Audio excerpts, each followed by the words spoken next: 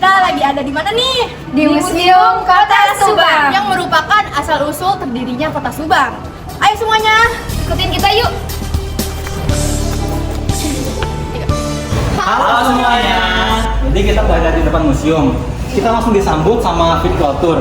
Ini tuh fiturnya touchscreen ya, bisa di zoom in, zoom out, sama bisa digeser-geser. Ini tuh isinya kayak gambaran di dalam museum itu ada apa aja.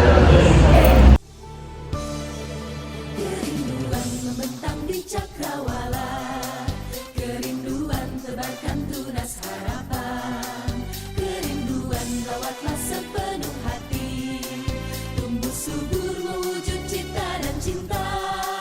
Kerinduan.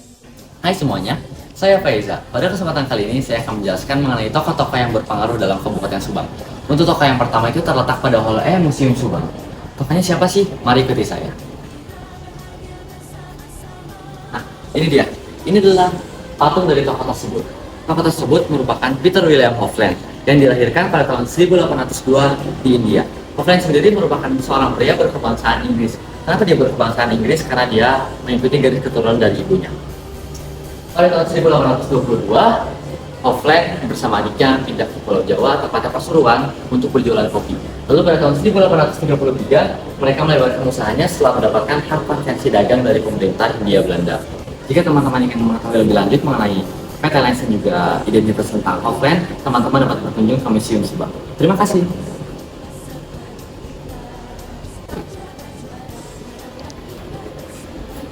Hai semuanya, di sini aku akan menjelaskan tentang asal-usul nama Subang.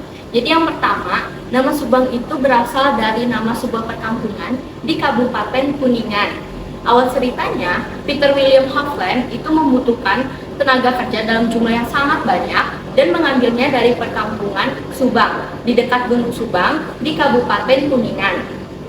Nah, di tempat kerjanya, para pekerja itu membentuk sebuah perkumpulan atau sebuah babakan perkampungan itu yang dinamakan Subang untuk sebagai tanda dari mana mereka berasal.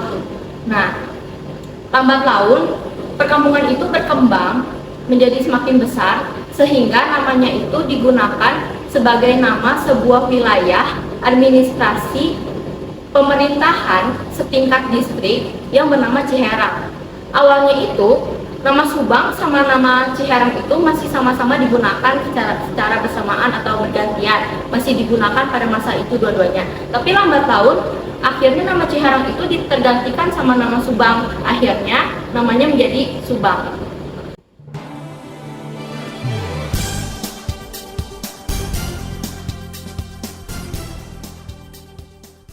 Nah, yang kedua itu ada yang mengkaitkan kata Subang dengan seorang tokoh, yaitu Nyai Subang Larang. Yang mana menurut kepercayaan masyarakat, Nyai Subang Larang itu memiliki kaitannya dengan situs Subang Larang yang ada di Kabupaten Nanggerang, Kecamatan Binong, Kabupaten Subang. Nah, ini ada Nyai Subang Larang. Menurut tradisi lisan, setelah berguru kepada Syekh Kuro, Nyai Subang Larang itu kembali ke kampung halamannya dan menelusuri Sungai Ciasem dan mendirikan pesantren di Muara Cijati yang diberi nama pesantrennya itu Kobong Angkaran Alif. Kemudian di sisi lain, Prabu Siliwangi yang merupakan sebagai suaminya kelak itu menemui Nyai Subang Larang ke Syekh Kuro. Tetapi karena Nyai Subang Larang sudah pulang lagi ke kampung halamannya, akhirnya Prabu Siliwangi itu pergi kembali dan mereka bertemu di Muara Cijati. Kemudian mereka menikah dan dikaruniai 3 orang anak. Nah, pada saat 3 orang anaknya ini menginjak remaja, Nyai Subang Larang meninggal dunia. Kemudian 3 anaknya ini mendapatkan perilaku yang buruk dari kerabat yang ada di kerajaan Pajajaran di Bogor. Kemudian jelajah dari Nyai Subang Larang ini tuh tidak diterima oleh para kerabat di Pajajaran Bogor ini. Kemudian dari ayahnya itu mengutus 3 orang untuk mengambil jenazah Nyai Subang Larang, yang mana Nyai Subang Larang ini tuh jenazahnya diambil oleh ketiga tokoh tersebut dan dibawa ke Muara Cijati untuk dimakamkan.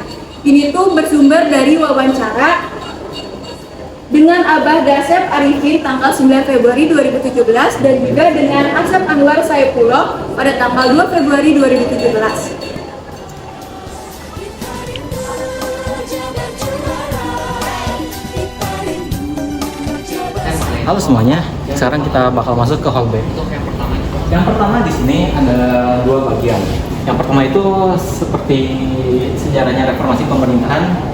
Yang kedua adalah penetapan undang-undang desentralisasi.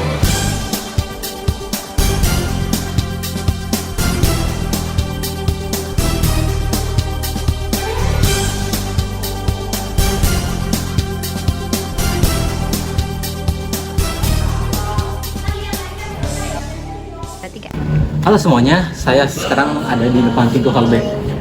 Di sini ada Golok Singwanara. Sejarahnya ini tuh dibuat oleh seorang pemuda asal Ciberem, Tanjung Siang, Subang, yang terinspirasi dari mimpinya seorang pemuda ini bernama Taufik Hidayat atau biasa disebut Taufik Cabang. Ini adalah karyanya.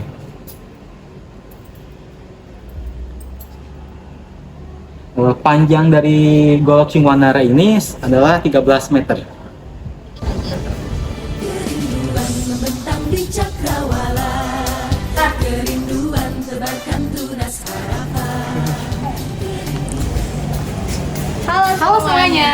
Di sini di hal ini kita bakal menjelaskan tentang tokoh-tokoh yang ada di Subang dan juga pariwisata yang ada di Kota Subang. Yuk, Mas, mari, let's go, ikuti kami.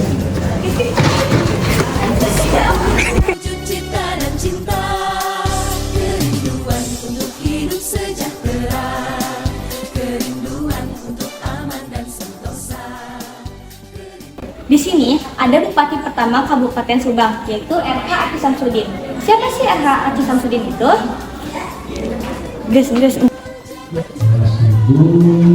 RH Aci Samsudin merupakan bupati pertama setelah pembentukan Kabupaten Subang pada tahun 1968. RH Aci Samsudin menjabat sebagai bupati dari tahun 1996 hingga 1978. Ia merupakan seorang anggota TNI Angkatan Darat yang masa dinasti dari tahun 1945 hingga 1985 dan pangkatannya itu sebagai kolonel. RH Aci Samsudin pada awalnya menjabat sebagai bupati menggantikan Tubagus Casan Sutawinangun pada tahun 1966. Pada masa jabatannya dipenuhi oleh gejolak politik karena terjadi gerakan 30 September dan pada masa kepemimpinannya juga tuntutan tentang pemekaran Kabupaten Purwakarta semakin memuat. Dan pada akhirnya 2 tahun setelah ia menjabat sebagai bupati, Subang resmi dipekarkan menjadi Kabupaten Purwakarta dan Kabupaten Subang.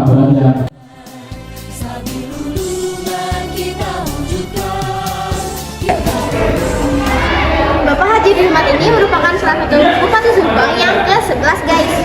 Pada tahun 2018 sampai 2023 periodenya, Haji Ruhmat atau lebih dikenal dengan sebutan Jimat berhasil menang di pemilihan Bupati dan Wakil Bupati Subang pada tahun 2018. Di Pilkada Ruhmat berpasangan dengan Agus Masyur sebagai Wakil Bupati Subang, tercatat sebagai Komisaris PT Gemelan.